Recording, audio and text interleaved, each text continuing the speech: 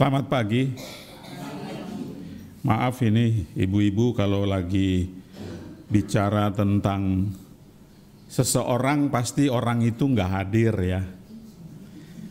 Saya nggak bilang ngerasani, tapi bicara tentang orang, maka orang yang dibicarakan umumnya tidak hadir. Tidak ada ya, seperti itu. Dan rata-rata yang membicarakan orang tertentu itu setuju saja. Entah benar entah tidak berita tentang seseorang itu.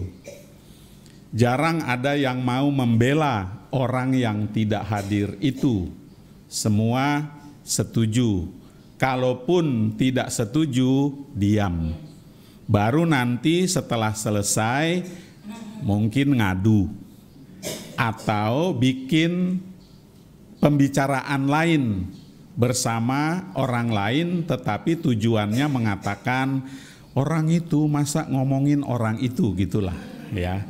Padahal orang itu tidak seperti yang mereka katakan, seperti itu. Nah, rupanya hal seperti ini bukan baru-baru ini saja, sudah dari dulu.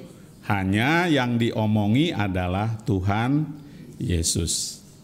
Mereka tidak mengenal Tuhan Yesus, tetapi sok tahu, sok kenal. Akibatnya mereka tidak pernah mengenal Tuhan.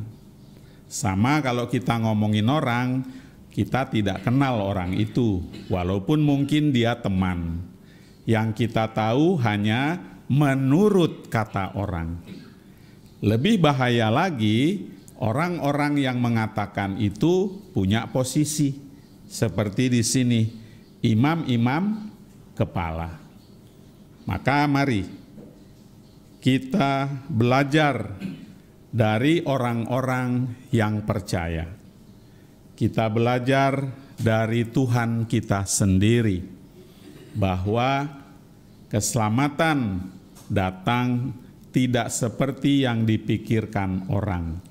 Mereka terus berpatokan dari kitab suci, tetapi mereka sendiri tidak mengenal, tidak bisa melihat apa yang dikatakan oleh kitab suci.